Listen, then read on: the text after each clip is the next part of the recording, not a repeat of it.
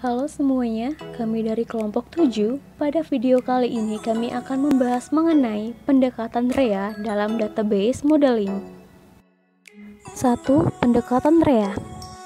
Filosofi REA atau Research Event Agent adalah pengakuan bahwa sistem informasi harus mendukung kebutuhan informasi semua pengguna informasinya dalam suatu organisasi. Model REA adalah kerangka kerja akuntansi alternatif untuk permodelan sumber daya, peristiwa, dan pelaku perusahaan yang sangat penting serta hubungan di antara mereka. Organisasi menggunakan REA untuk membuat laporan keuangan dan laporan secara langsung dari data yang digerakkan oleh peristiwa. Jadi baik, yang kedua saya akan menjelaskan terkait elemen-elemen kunci model REA. Dalam elemen kunci model REA terdapat 3, yaitu yang pertama sumber daya. Sumber daya ekonomi adalah aset perusahaan yang memiliki nilai ekonomi. Yang kedua adalah peristiwa atau event. Pada model REA terdapat 2 jenis peristiwa, yaitu peristiwa ekonomi dan peristiwa pendukung. Peristiwa ekonomi adalah fenomena yang mempengaruhi perubahan sumber daya, sebagaimana yang digambarkan oleh aliran persediaan. Peristiwa tersebut meliputi penjualan produk kepada konsumen, penerimaan kas dari konsumen, dan pembelian bahan baku dari pemasok. Yang ketiga yaitu pelaku. Pelaku ekonomi dalam hal ini adalah individu dan departemen yang terlibat dalam peristiwa ekonomi dan pendukung. Pelaku ekonomi adalah mereka yang berpartisipasi di dalam dan di luar organisasi yang memiliki hak untuk menggunakan atau menghabiskan sumber daya ekonomi. Jadi, setiap peristiwa yang melibatkan setidaknya satu perilaku internal dan satu perilaku eksternal yang berpartisipasi dalam pertukaran. Yang kedua yaitu mengembangkan model REA.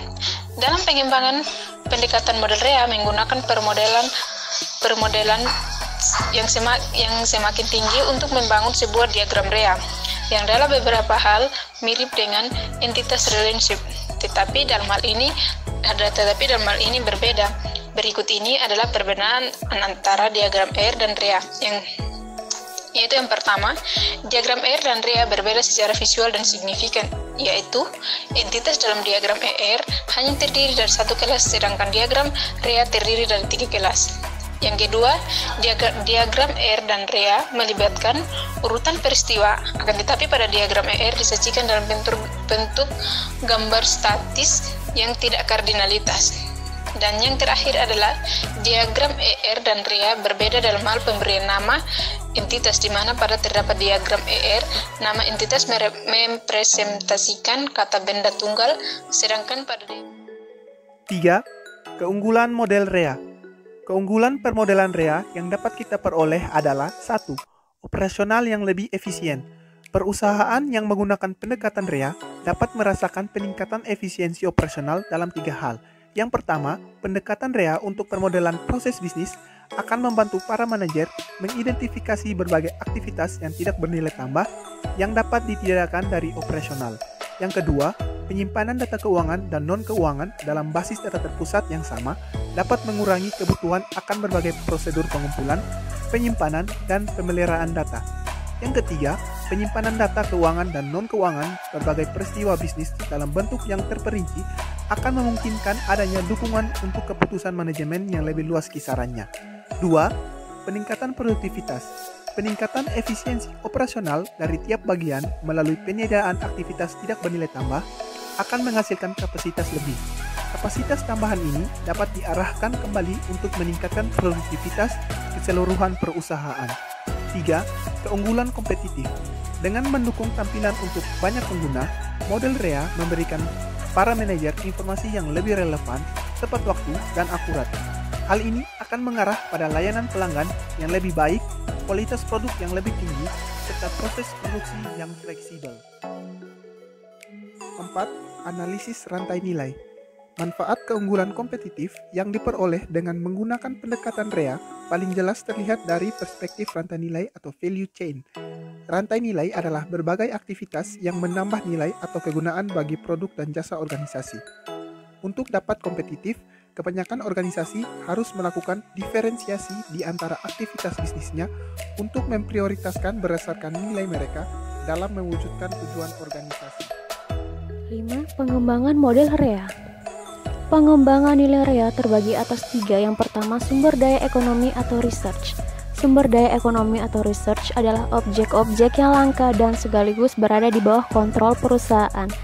Sumber daya digunakan dalam pertukaran ekonomi dengan pihak lain dan nilainya bisa meningkat atau menurun akibat pertukaran tersebut.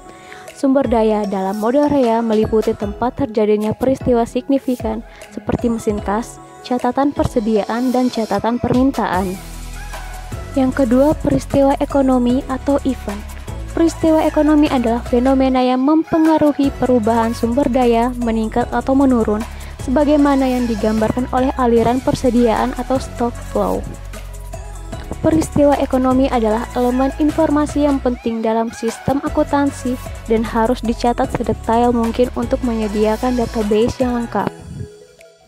Dan yang ketiga, agen ekonomi atau agents, yaitu berbagai individu dan departemen yang berpartisipasi dalam sebuah peristiwa ekonomi.